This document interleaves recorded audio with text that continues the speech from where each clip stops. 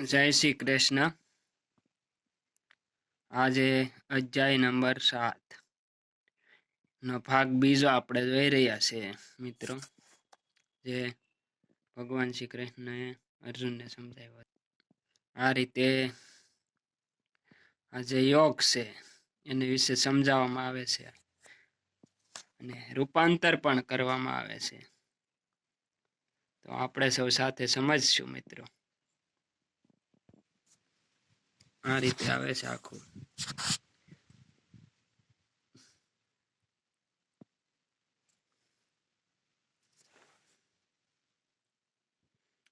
આજે આ જ્ઞાન વિયોગ નામનો 7મો અધ્યાય છે મિત્રો।